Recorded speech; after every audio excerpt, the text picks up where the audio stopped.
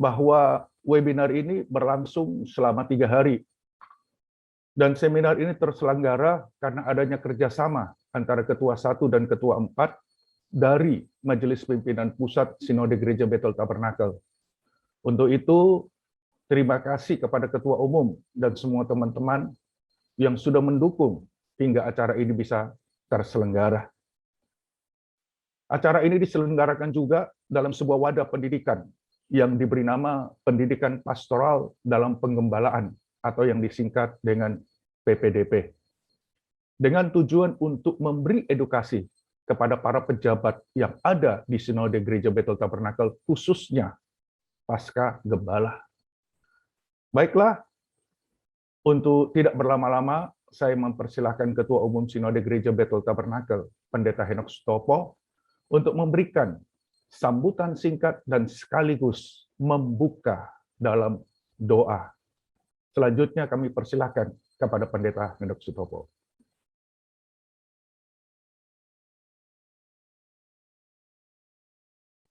Silakan di-unmute, Om. Baik. Shalom, selamat pagi Bapak Ibu sekalian yang telah berpartisipasi dalam acara ini, khususnya pada hari ini seminar dan penyegaran rohani dilakukan secara nasional, tentu akan memberi input bagi kita sekalian untuk dapat melakukan tugas-tugas pelayanan kita dengan lebih baik. Dan secara khusus memang kelengkapan edukasi Pasca Gembala yang disingkat dengan PPDP ini sangat dipentingkan ya. Jangan menganggap bahwa studi itu sesuatu yang menyulitkan. Memang Alkitab menuliskan ya. Menulis banyak buku, melelahkan, dan lain sebagainya. Tetapi kita harus tahu bahwa kelengkapan kita nanti ke depan 5 tahun, 10 tahun, 15 tahun, sampai 20 tahun ke depan, pelayanan kita pasti akan mengalami banyak perubahan-perubahan.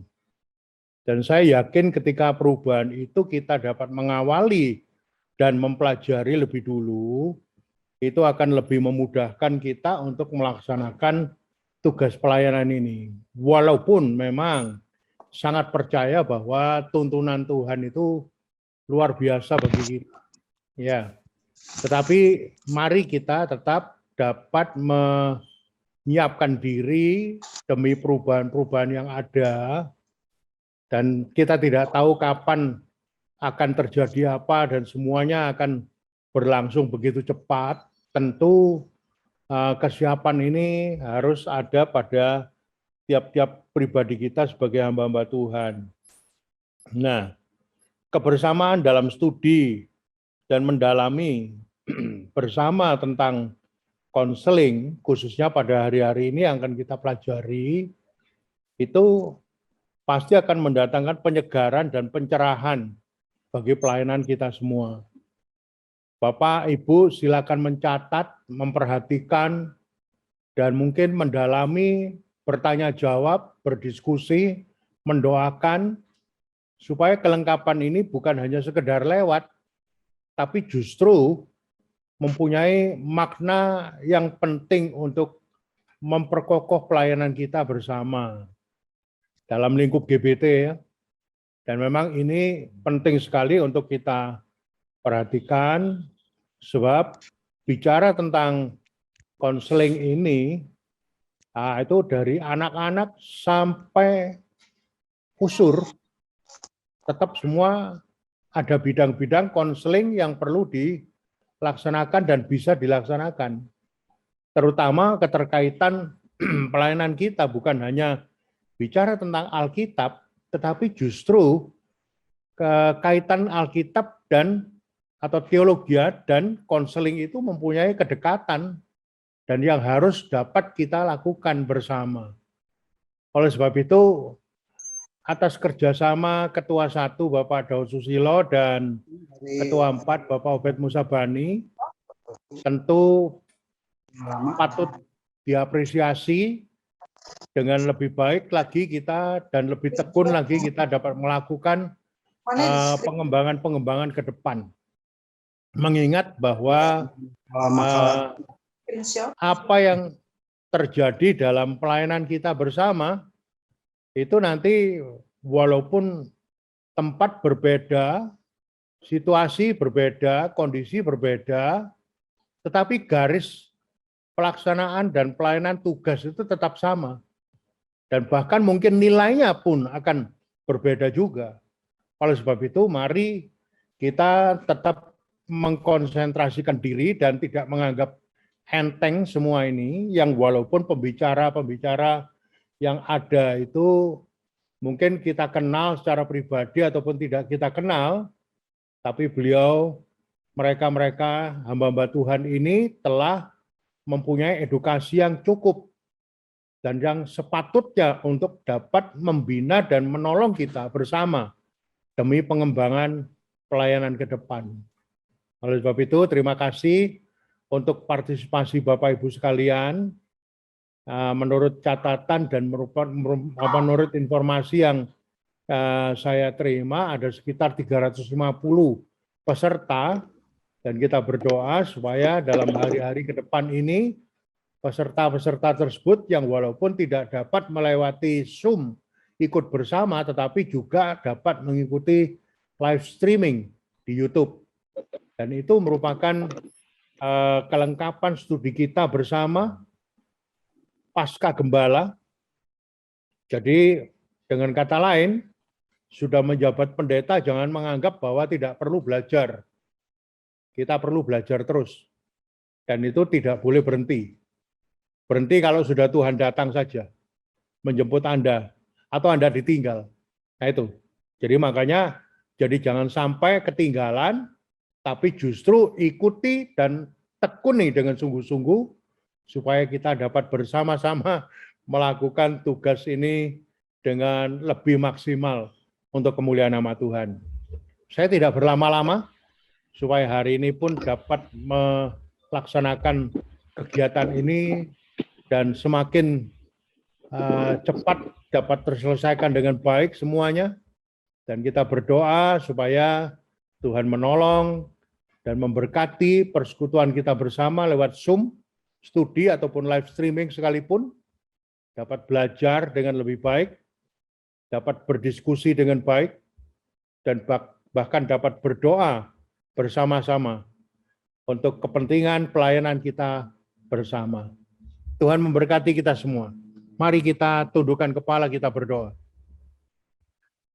Bapak, terima kasih untuk kesempatan kami dapat berkumpul bersama hari ini. Kami sangat yakin hikmat-Mu menolong kami, mencerahkan pikiran kami, dan bahkan membersihkan hati kami, supaya perkataan firman-Mu terutama, yang kami pelajari, yang kami mengerti, itu dapat tercurah dan melimpah dalam hidup kami, sehingga kami pun dapat membagikannya kepada orang lain.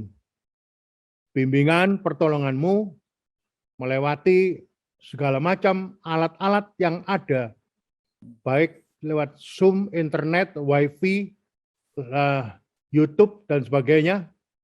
Engkau menuntun, menolong, dan mencerahkan semuanya, supaya kami dapat belajar bersama, dan bahkan menikmati anugerah-Mu, melakukan tugas-tugas yang lebih baik untuk kemuliaan nama-Mu.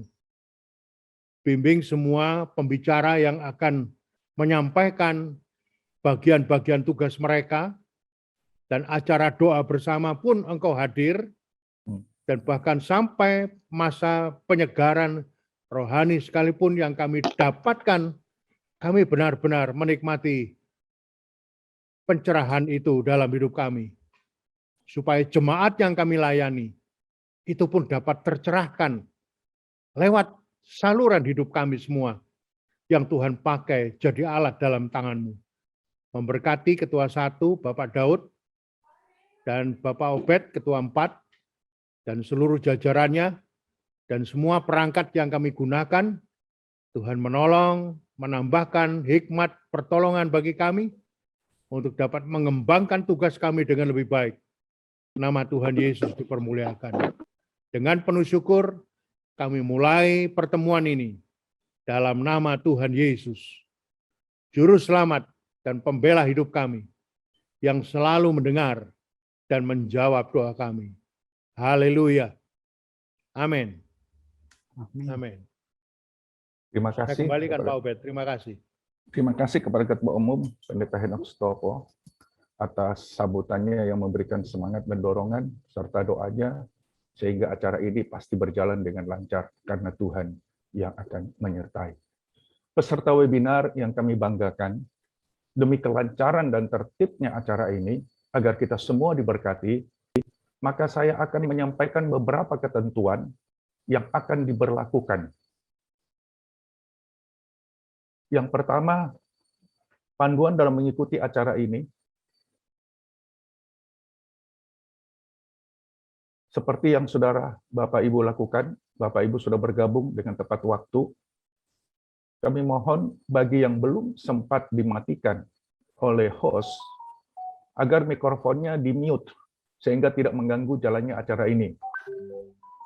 Bagi saudara-saudara yang memakai HP, saudara bisa menggunakan silent atau silent mode di HP Bapak Ibu sekalian. Dan host akan mengambil alih agar semua tidak dihidupkan mikrofon, baik itu HP maupun laptopnya. Selanjutnya,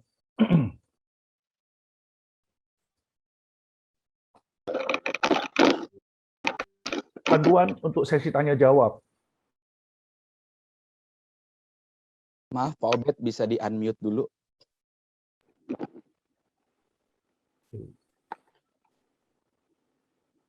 Baik, Bapak Ibu, demi lancarnya acara ini, maka beberapa panduan yang kita akan ikuti bersama-sama. Mengenai panduan sesi tanya jawab, pertanyaan diajukan dalam bentuk tertulis dan dikirim melalui fitur chat pada Zoom. Sekali lagi, pertanyaan diajukan dalam bentuk tertulis dan dikirim melalui fitur chat pada Zoom. Tidak dibuka pertanyaan secara langsung. Selanjutnya, untuk mempersingkat waktu, pertanyaan diberi saat sesi sedang berlangsung. Jadi saudara bisa men-chat sementara pemateri menyampaikan, memaparkan materinya, saudara bisa menuliskan pertanyaan saudara melalui live chat yang ada. Tidak ada sesi tanya jawab secara lisan dan pertanyaan yang masuk akan diseleksi oleh moderator.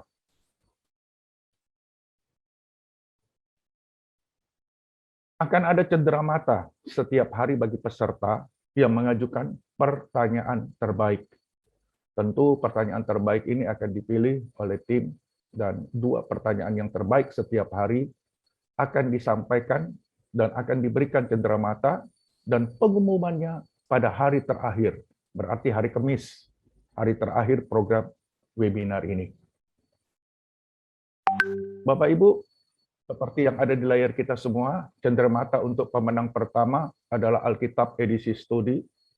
Lalu cendera mata untuk pemenang kedua adalah Mengenal Alkitab Anda. Kedua buku ini sama-sama terbitan dari Lembaga Alkitab Indonesia. Dan pasti sangat membantu kita dalam pelayanan khususnya Pasca Gembala.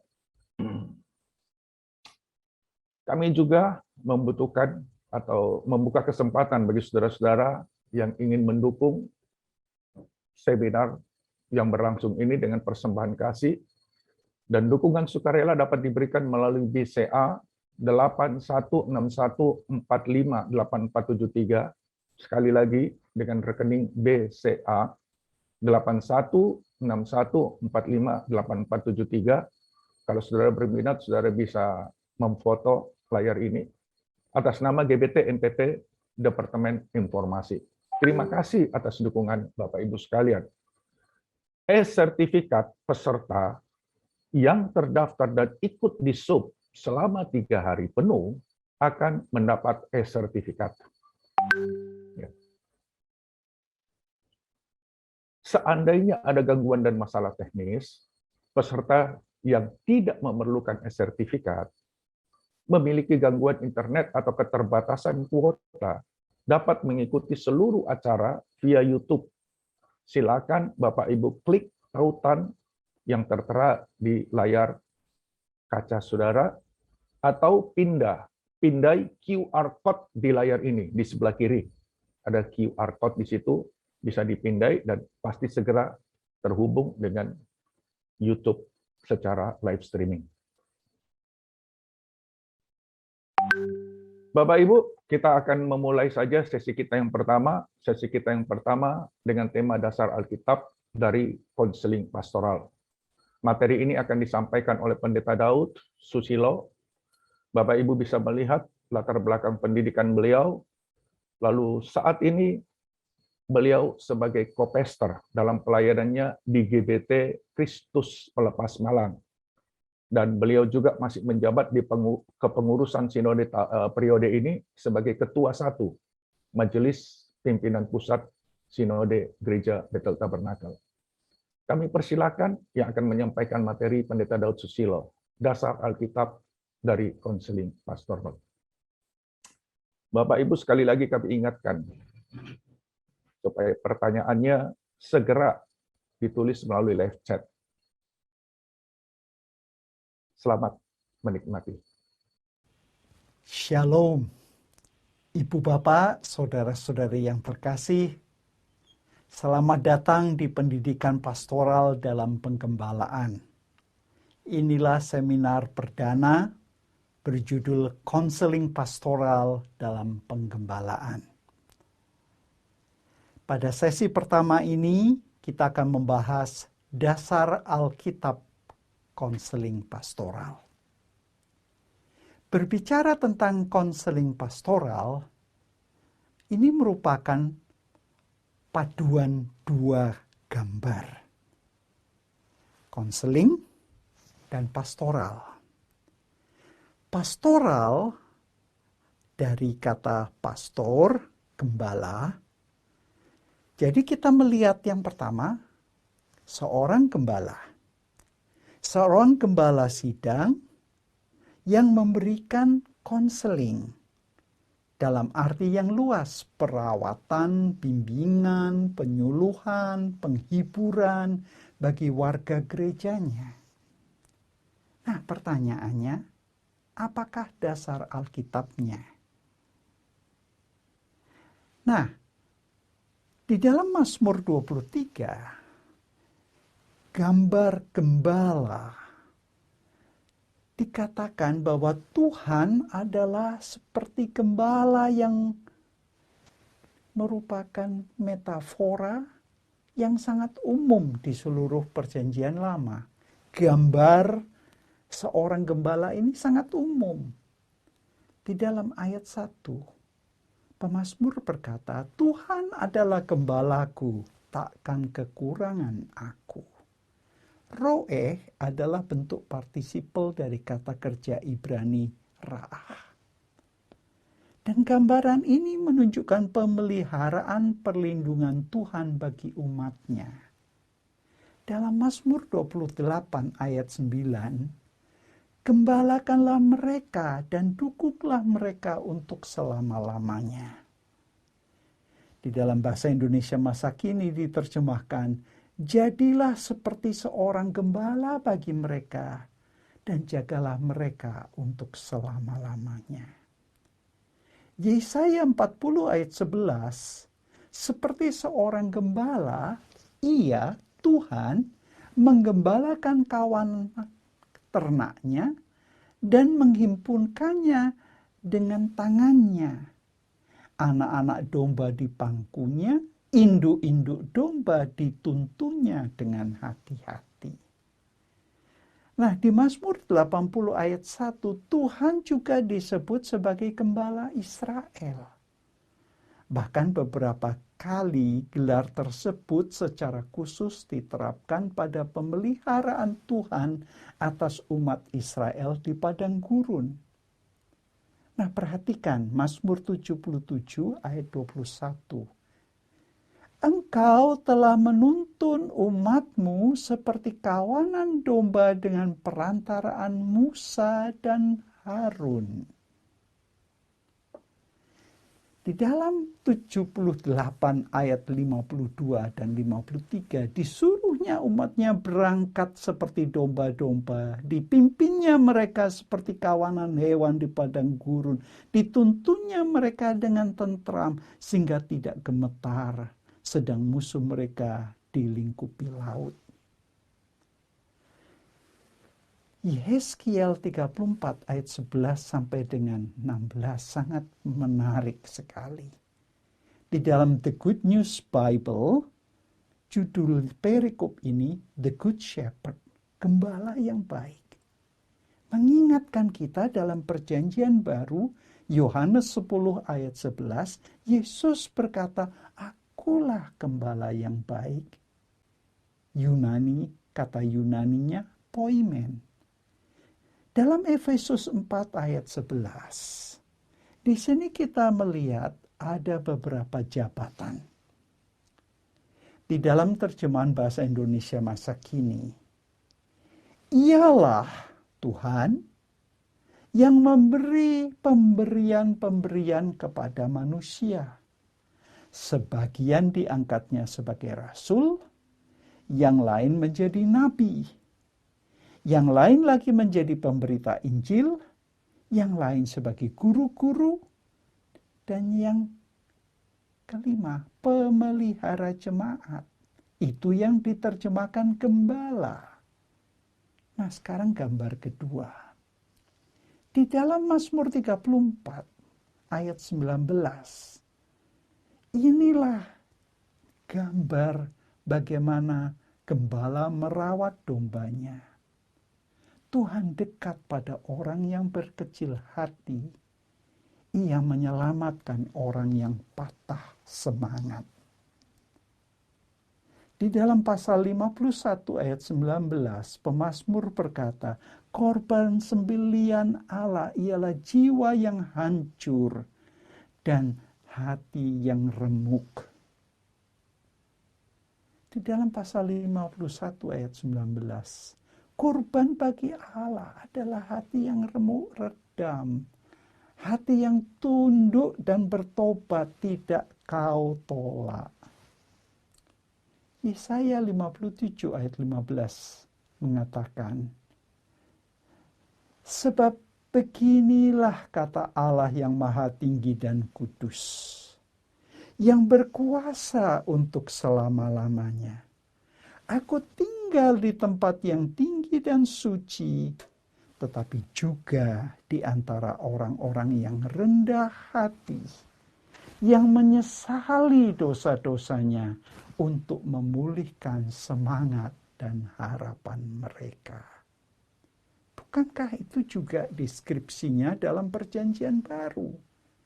Dalam Galatia pasal 6 ayat 2, bertolong-tolonglah menanggung bebanmu. Demikianlah kamu memenuhi hukum Kristus. Dalam bahasa Indonesia masa kini, hendaklah kalian saling membantu menanggung beban orang, supaya dengan demikian kalian menaati perintah Kristus. Jadi jelas bahwa memperhatikan warga jemaat adalah satu tindakan yang mulia. 2 Korintus 1 ayat 3 dan 4. Bapa yang penuh belas kasihan dan Allah sumber segala penghiburan, yang menghibur kami dalam segala penderitaan kami, sehingga kami sanggup menghibur mereka yang dalam keadaan bermacam-macam penderitaan dengan penghiburan yang kami terima sendiri dari Allah.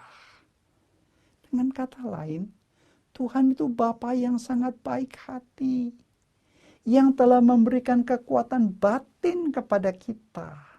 Dan dengan kekuatan batin itulah setiap kesukaran yang kita alami, kita yang sudah mempunyai kekuatan dari Tuhan, kita dapat menguatkan batin orang lain dalam kesusahan mereka.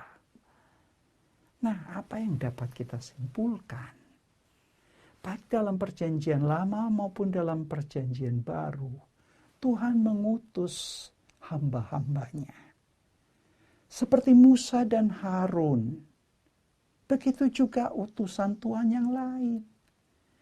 Tuhan juga memilih kita sebagai bejana, sebagai alat di tangan Tuhan untuk menyampaikan rahmat yang khusus.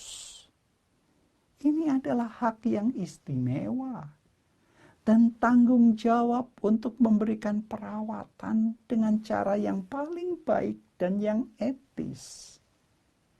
Jadi sebagai gembala sidang, kita pun telah dipanggil untuk merawat domba-domba yang Tuhan percayakan kepada kita. Mungkin di antara kita sudah menerima latihan sampai pada tingkat tertentu, atau baru saja belajar. Bagaimanapun juga kita ini dipanggil untuk memberikan perhatian, penghiburan, konseling kepada orang yang hancur hati, baik di dalam gereja maupun di komunitas kita. Dan saat ini makin banyak orang yang sangat membutuhkan sentuhan Tuhan yang terus-menerus berseru untuk mendapatkan pemeliharaan kasih karunia-Nya. Lebih-lebih sejak pandemi COVID-19. Dengan work from home, study from home, worship from home, warga gereja menjalani hidup yang makin kompleks. Jadi pelayanan konseling pastoral, yaitu merawat warga gereja secara utuh, menjadi paket tugas gembala sidang di abad 21 ini. Tim Clinton dan Ron Hawkins dalam buku mereka berjudul The Quick Reference Guide to Biblical Counseling dari Baker Books, terbit tahun 2009, mengatakan, kita tidak sendiri. Ingat bahwa selain pendeta, gembala sidang, ada juga konselor Kristen yang dapat membantu kita. Mereka telah mendapat pendidikan khusus, pelatihan khusus dari seminari. Mereka telah ditugaskan untuk bukan saja satu gereja, tetapi berbagai gereja, berbagai denominasi. Dan juga ada pelayan awam yang mengikuti pendidikan ini, dan mereka dapat membantu gembala sidang. Nah, atribut apa yang penting?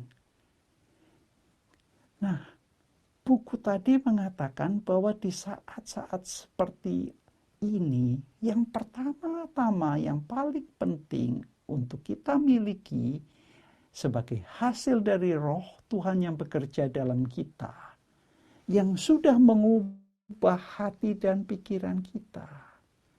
Jadi semangat kebaikan yang otentik, kebaikan yang sejati, yang akan membantu orang lain merasakan bahwa, oh, gembala kami sungguh-sungguh peduli. Selain otentik, harus juga punya empati atau rasa welas asih, sehingga kita dapat connect, kita dapat merasakan berhubungan. Kita seolah-olah menempuh perjalanan yang sulit itu bersama-sama melalui lembah. Dan kita juga harus belajar untuk mempercayai Tuhan dalam segala hal. Terutama pada saat hidup yang kita alami itu, kita sebenarnya tidak mau berada di keadaan itu, tetapi Tuhan telah mengizinkan. Dan dalam keadaan seperti itu, kita harus tahu bahwa Tuhan yang memberikan kekuatan, ketenangan, itulah juga yang akan membuat kita dapat memancarkan kasih-Nya pada orang lain. Dan harus juga selain otentik, real, welas asih, kita juga harus diberikan pelatihan, pendidikan, training. Itulah sebabnya Sinode GPT dalam hal ini Ketua 1 dan Ketua 4 bekerja sama menyiapkan pelatihan ini, seminar konseling pastoral dalam penggembalaan ini, untuk membekali kita. Ibu, bapak, saudara-saudari yang terkasih, di negara-negara maju, di dalam setiap profesi ada yang disebut pendidikan lanjutan, atau dalam bahasa Inggris sering disebut continuing education. Dan ini berlaku dalam semua profesi, baik profesi medis, farmasi, dalam akuntansi, begitu juga dalam IT, dalam hal teknologi komputer, begitu juga untuk pendeta. Misalkan di Amerika Serikat ada yang disebut Continuing Education Unit. Apa tujuannya? Sudah tamat, sudah ditabis, sudah melayani, namun harus kembali diisi, dimutakhirkan dengan ilmu yang terkini, dengan cara pendekatan yang baru, yang siap menghadapi keadaan yang baru dengan segala tantangannya. Nah, ini juga yang dahulu sering disebut sebagai pendidikan pasca gembala. Ibu, bapak, saudara-saudari yang terkasih, banyak yang merasa bahwa kalau sudah menjadi gembala, asalkan kita rajin berdoa, rajin membaca Alkitab, bukankah itu sudah cukup? Bahkan banyak orang berkata, mengapa kita harus belajar konseling? Bukankah konseling itu cukup dengan dibacakan Alkitab? Memang berkhotbah penting. Melakukan PA itu penting. Namun, kita tidak pernah belajar mendengar keluhan orang. Pada saat orang itu kehilangan orang yang dikasihi. Pada saat orang itu kehilangan kesehatan. Pada saat orang itu kehilangan pekerjaan. Pada saat orang itu kehilangan harga diri.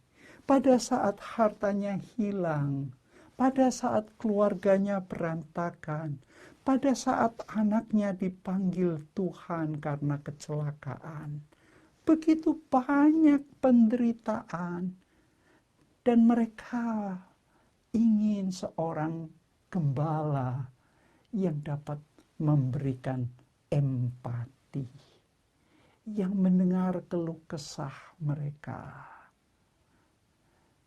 Dan disinilah pentingnya training, pembekalan seperti program yang dilakukan oleh Sinode GPT melalui pendidikan pastoral dalam penggembalaan.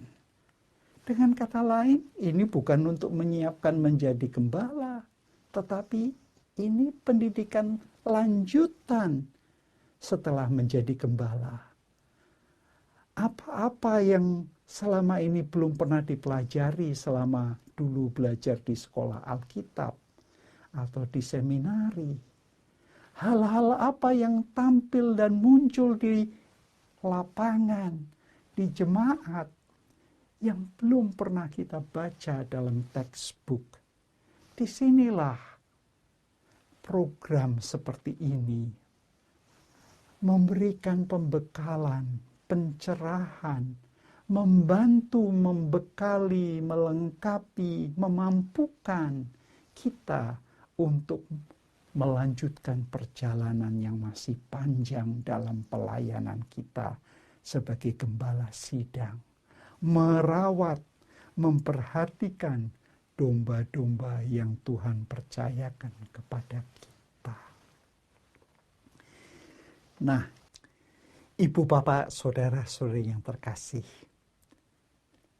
apa yang telah kita pelajari? Baik dalam perjanjian lama maupun perjanjian baru. Gambar seorang gembala yang baik, yang merawat dombanya, bukan hanya menjadi dambaan, pujaan dari pemazmur, tetapi pernyataan dari Tuhan Yesus. Tuhanlah gembala yang baik.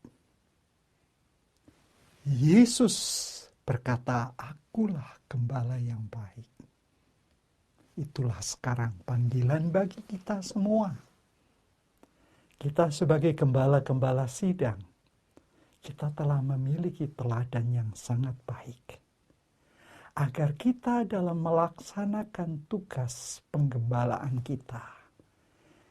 kita menggembalakan bukan saja dengan pelajaran, bukan saja dengan khotbah, bukan saja dengan PA, pemahaman Alkitab, tetapi juga dengan memberikan perhatian, perawatan,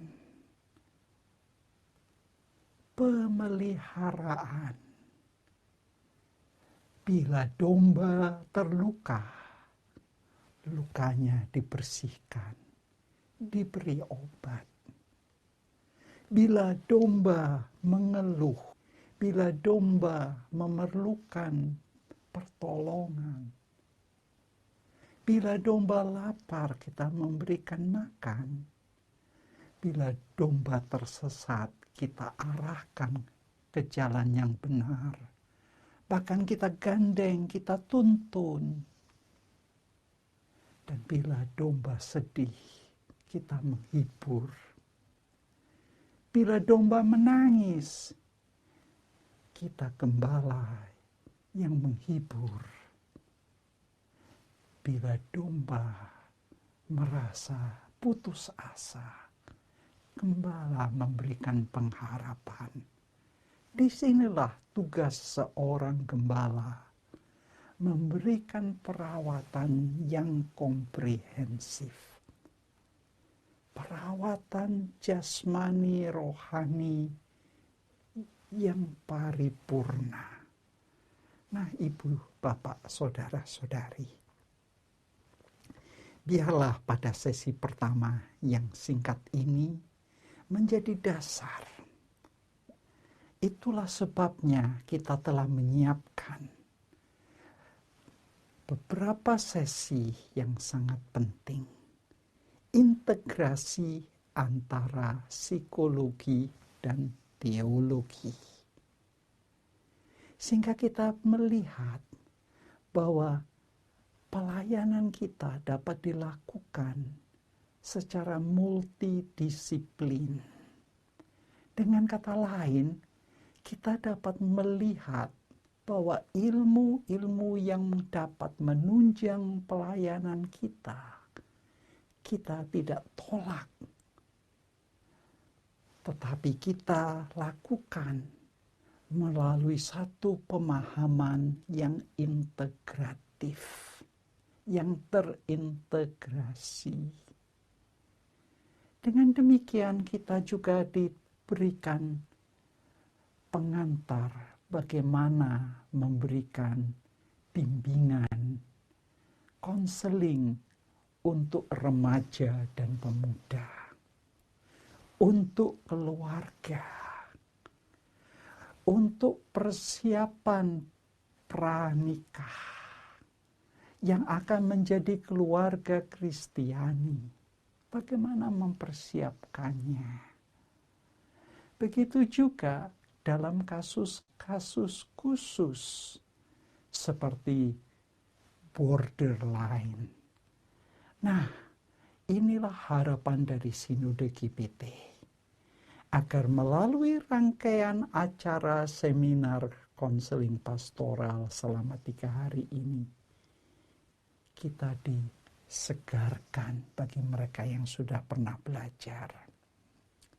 Bagi yang baru, kita diberikan pencerahan, diberikan kemungkinan yang baru bagaimana melayani secara baik, tepat, dan secara tulus. Dan dengan demikian, kita dapat melayani Tuhan untuk jangka panjang, dan kita tidak merasa sendiri karena ada saudara-saudari kita yang rela berbagi bukan saja ilmu, talenta, bahkan pengalaman. Dengan demikian, kita merasa bahwa kita bersama-sama sebagai sesama pelayan di ladang Tuhan, kita tidak sendiri.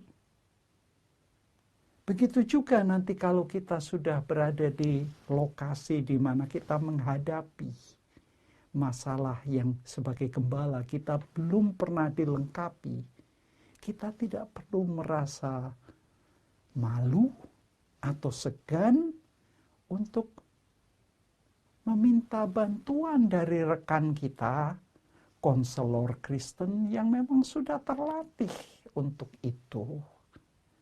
Bahkan di gereja kita, kalau kita memiliki warga, anggota yang memang pernah belajar di sekolah teologi, di seminari, yang pernah dididik untuk bidang konseling ini, kita pun tidak ragu-ragu bekerja sama dengan mereka, sehingga kita bersama-sama terintegrasi, terarah. Inilah harapan dari seminar 3 hari konseling pastoral dalam penggembalaan. Setelah ini, kita akan melakukan tanya jawab. Silakan bertanya secara tertulis melalui chat, atau kalau ingin bertanya secara langsung boleh dengan menekan tombol raise hand atau angkat tangan. Silakan, moderator nanti akan mengumpulkan semua pertanyaan, dan kalau waktu mengizinkan, kita akan mencoba menjawab semua pertanyaan. Dan bila tidak semua terjawab, mungkin di sesi berikutnya, dan kita akan berusaha menolong semua pihak. Nah, tentunya moderator akan memilah-milah.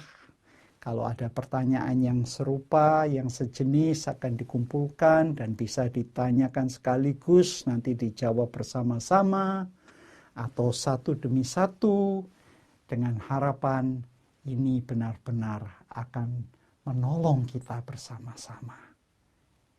Sekian, kiranya Tuhan memberkati Ibu Bapak, Saudara-saudari.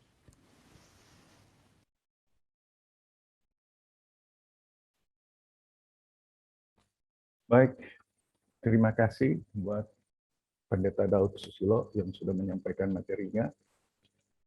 Kami cukup diberkati, bahkan menjadi mengerti bahwa konseling pastoral merupakan sesuatu hal yang sudah melekat kepada pelayan Tuhan yang memiliki jabatan sebagai seorang gembala.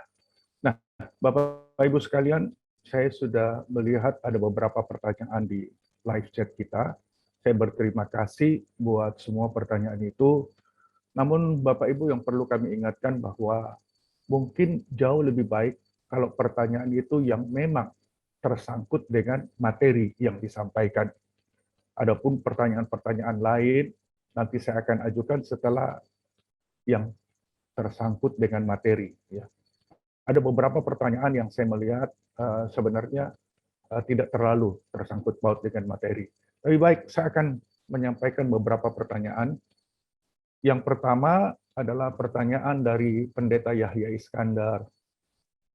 Beliau bertanya, Shalom Pak Daud, mohon tanya, bagaimana sikap kita sebagai gembala terhadap yang gemuk dan yang kuat? Tanda kutip, yang gemuk dan yang kuat berdasarkan ayat ini. Terima kasih Pak Daud. Mengapa berbeda dengan terjemahan King James Version?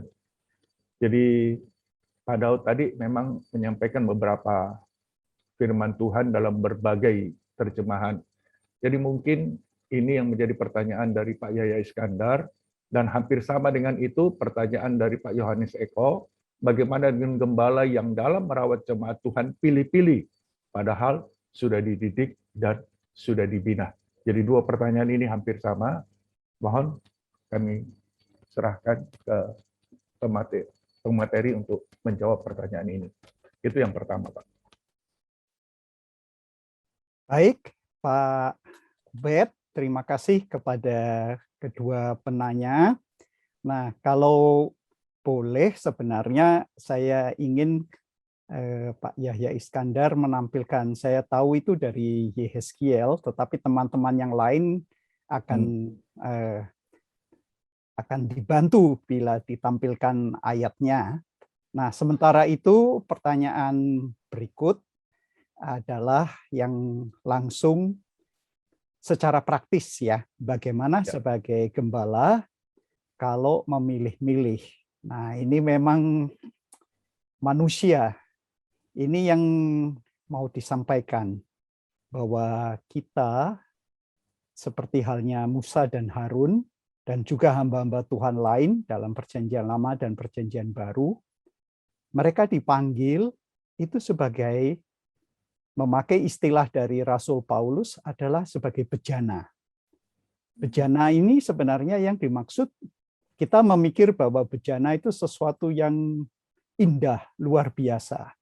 Padahal yang dimaksud kalau kita melihat di dalam naskah Alkitab secara serius, ini adalah bejana yang dibuat dari tanah liat. Berarti rapuh, mudah pecah, dan harus dipelihara dengan baik. Namun, mengapa metafora ini digunakan oleh Rasul Paulus untuk mengingatkan bukan kita. Bukan kita. Kita hanya alat di tangan Tuhan. Nah, itulah sebabnya kita diingatkan bahwa bejana itu berharga karena ada harta di dalamnya, yaitu Injil Kristus. Injil yang menyelamatkan. Dengan kata lain, kalau kita melihat bahwa teladan kita sebagai hamba dari Kristus, Kristus sendiri berkata, akulah gembala yang baik. Nah, gembala yang baik ini luar biasa. Ya, di dalam perumpamaan di dalam Injil Lukas pasal 15 diungkapkan bahwa gembala yang baik itu mencari. Walaupun punya 100 ekor, satu hilang, satu dicari dengan meninggalkan yang 99. Ini bukan sifat manusiawi. Kalau seorang berhitung secara ekonom, ya, menurut prinsip ekonomi, mengapa sulit mencari yang satu meninggalkan yang plus 99? Bahkan ditekankan lagi di dalam perumpamaan yang kedua, yaitu 10 uang yang dimiliki oleh seorang ibu, satu hilang, satu pun dicari untuk mengatakan bahwa 1 dibanding 100, 1 dibanding 9, dan yang lebih menarik pada puncak dari perumpamaan di dalam pasal 15, yaitu 2 anak yang hilang. Di sini 1 dari 2 hilang pun ditunggu. Bahkan kalau kita melihat konteksnya di awal pasal 15, jelas sekali bahwa gembala yang baik, yaitu Tuhan Yesus, itu menunggu walaupun yang hilang secara fisik maupun yang secara lahir. Nah, hamba Tuhan pun itu seringkali bagaikan anak yang sulung. Tetap melayani di rumah Bapa, tetapi hatinya berbeda dari hati Bapa. Nah, di sini kita diingatkan bahwa sebagai hamba Tuhan, kita harus hati-hati, Jangan kita mendahulukan perasaan kita, perhitungan ekonomi kita. Nah, kalau perasaan kita, emosi kita, maka kita tidak mempunyai kebaikan yang sejati. Itu adalah ciri pertama seorang konselor yang gembala yang baik. Yang kedua, mempunyai empati, rasa welas asih.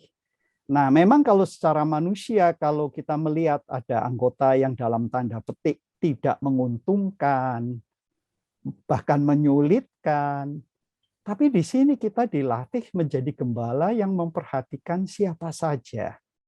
Dan disinilah kita melihat baik yang hilang secara fisik, anak bungsu, maupun yang hilang secara batin, anak sulung, kedua-duanya ditunggu oleh Sang Bapa, yaitu Sang Gembala yang baik. Nah, jadi dengan kata lain, memang kalau secara manusia sulit sekali. Kita cenderung menolong orang yang baik, yang manis, yang dengar-dengaran, yang selalu mendukung. Tetapi sulit sekali kita, bagaimanapun sulitnya, kita dipanggil untuk satu tugas yang mulia. Dan karena itu saya harap ini menyadarkan kita bahwa dengan kemampuan kita ini bejana yang rapuh. Kita juga punya perasaan sebagai manusia, kita juga mempunyai keterbatasan. Tetapi pada saat kita ditolong oleh Tuhan, kita bersyukur. Kita harus menyadari bagaimana kita bisa bersyukur kalau Tuhan mengizinkan kita menjadi alat di tangan Tuhan. Dan itu satu panggilan yang mulia. Bahkan merangkul orang yang paling tidak layak untuk dirangkul. Tetapi itulah panggilan gembala. Memang saya katakan ini bukan hal yang mudah, tetapi itu panggilan kita. Ya, jadi mudah-mudahan itu menjawab pertanyaan Pak Eko. Nah, sementara yang kedua, tadi ada dua pertanyaan. Pertanyaan pertama sebenarnya saya merasa saya bisa menjawab secara ringkas. Hanya sebenarnya porsinya lebih tepat karena yang dibahas ini adalah secara tekstual mengenai teks di Yehezkiel, dan ini ada hubungannya dengan Masoret, teks Ibrani dalam bahasa asli, dan terjemahannya di Septuaginta dari Ibrani ke Yunani. Jadi sebenarnya ini lebih tepat untuk dibahas di dalam sesi penerjemahan Alkitab ya. Nah, tetapi secara ringkas saja, mengapa berbeda? Bukan hanya King James. Kalau kita membandingkan, bukan hanya King James, karena ingat ya di dalam terjemahan Alkitab bahasa Inggris, saat ini sudah ada lebih dari 250 versi. Dan jangan lupa bahwa King James bukan terjemahan bahasa Inggris yang pertama, atau yang paling lengkap, atau yang paling asli, bukan. Kalau kita mau belajar, dan ini yang harus kita katakan, kita harus selalu rendah hati. Itu ciri gembala yang baik. Mau belajar, mau mendapatkan pencerahan, kita tidak berhenti pada pendapat yang lama. Ya, karena kalau kita perhatikan, King James mengikuti Masoret, tetapi kalau kita melihat mayoritas terjemahan bahasa Inggris yang lain, justru karena menghadapi kesulitan, mereka mengikuti Septuaginta. Jadi itu juga contoh bahwa di dalam bahasa Indonesia ada Alkitab terjemahan baru, ada Alkitab terjemahan bahasa Indonesia masa kini. Nah, sebelum kita melihat membandingkan dengan bahasa Mandarin, bahasa Korea, bahasa Jepang, bahasa Tamil, bahasa Tagalog, bandingkanlah dulu dalam bahasa Indonesia yang ada. Lalu dengan bahasa-bahasa daerah, bahasa Jawa, bahasa Batak Toba, Simalungun, bahasa Batak Karo, sampai ke bahasa-bahasa di Papua, kita semua ada. Bandingkan itu dulu. Nah, jadi ini secara ringkas saja, Pak Yahya, nanti kita bisa bicara secara khusus, tetapi memang lebih tepat pada porsi penerjemahan Alkitab, kita membahas itu. Hanya ringkasnya memang perbedaan itu ada karena di dalam membandingkan antara teks Masoret di dalam Biblia Hebraica Stuttgartensia atau di dalam Biblia Hebraica Quinta, itu adalah edisi yang terakhir, dan juga dalam Septuaginta kita akan melihat perbandingan itu perbedaannya terjadi Yang satu mengatakan gembala melindungi yang gemuk, yang satu justru mengatakan gembala tidak melindungi bahkan menghancurkan. Nah, itu perbedaan teks dasar ya. Tapi sikap gembala saya kira kita harus melihat dari secara keseluruhan.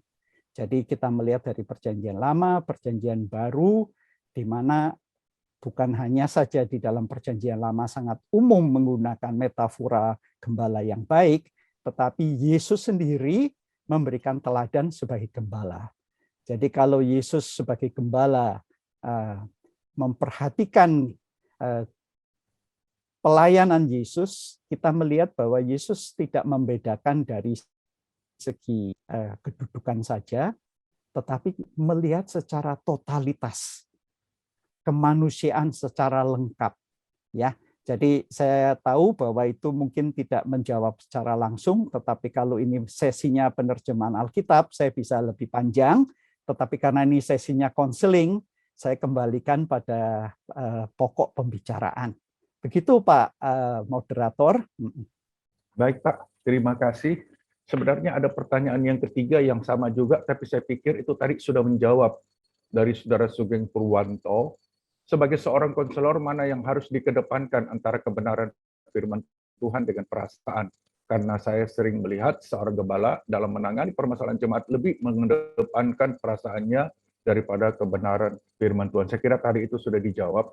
Nah, sayang sekali teman-teman, karena waktu kita begitu singkat, namun ada begitu banyak pertanyaan, tetapi lebih menyangkut ke teknis. Jadi sudah teknisnya, bukan dasar konseling atau bukan dasar Alkitab dari konseling pastoral, ya. Jadi sebenarnya yang kita bicarakan ini ada ilmunya sebenarnya yang berkaitan dengan Alkitab. Tapi banyak pertanyaan-pertanyaan yang sudah teknis. Satu contoh misalnya 2 menit Pak kalau bisa dijawab pertanyaan teknis seperti gini dari Ibu Mary Bernard. Bagaimana menyikapi jemaat yang bermasalah tapi menutup diri dan tidak mau menerima arahan dari gembala? Terima kasih. Nah ini pertanyaan yang serupa teknis ini banyak sekali. Saya beri kesempatan 2 menit, Pak. Iya, iya. Ya, Pak. Terima kasih. Justru saya sangat bersyukur 2 pertanyaan terakhir ini sangat tepat itu, Pak. Baik dari pertanyaan bagaimana, apakah perasaan kita, saya harap dasar Alkitab kita lebih kuat dari perasaan manusiawi kita. Ya, itu secara ringkas. Dan yang disampaikan oleh Ibu Mary Bernard ini justru adalah sangat tepat. Saya harap Ibu tetap mengikuti sampai akhir, karena nanti dijawab di dalam sesi-sesi berikut, di mana bagaimana kita, mereka yang kita layani itu datang dari berbagai macam latar belakang. Karena itulah kita perlu pelatihan, training seperti 3 hari ini masih awal ini. Membantu orang dalam keberadaannya, kita tidak menghakimi, tetapi justru mengangkat mereka ya untuk maju. Dan bagaimana orang yang dari tertutup, kalau tertutup itu pasti ada latar belakangnya. Nah, bagaimana kita bukan hanya memojokkan, menyalahkan, tetapi mengangkat mereka sehingga mereka bisa mulai terbuka. Dan itu juga tergantung mereka itu mengerti apakah gembala ini betul-betul empati secara tulus atau hanya di permukaan saja, hanya basa-basi saja. Nah, kalau gembala itu makin menunjukkan empati, welas asihnya nyata, orang itu makin terbuka sedikit demi sedikit. Nah, nanti teknik-teknik itu justru akan dibahas oleh konselor yang memang terlatih untuk itu. Ya, jadi terima kasih untuk pertanyaan yang terakhir. Saya justru senang bahwa ada pertanyaan seperti ini. Begitu Pak Obed. Baik, Pak Daud. Dan mengingatkan juga buat teman-teman yang pertanyaannya belum saya baca, memang sengaja saya tidak membacakan karena itu berkaitan dengan hal-hal teknis yang akan dibahas di seminar atau webinar selanjutnya selama 3 hari ini. Jadi tolong nanti bisa ditanyakan lagi ya, supaya saya bisa pilih sesuai dengan materi yang disampaikan. Tapi saya sangat berterima kasih buat apresiasi teman-teman semua. Baik, kita akan rehat 5 menit, jadi jam 10 lewat 5 menit. Di perangkat saya jam 10 lewat 1, jadi 4 menit kita akan rehat. Lalu kita masuk ke seminar yang kedua, webinar yang kedua oleh Pendeta Timotius Wibowo dengan tema integrasi psikologi dan teologi. Nah, ada yang bertanya tadi, justru mungkin mendengar hal ini sangat tepat, ya. Silakan Pak Host untuk kita rehat sekitar 4 menit, 10 lewat 5 kita mulai, 4 menit dari sekarang.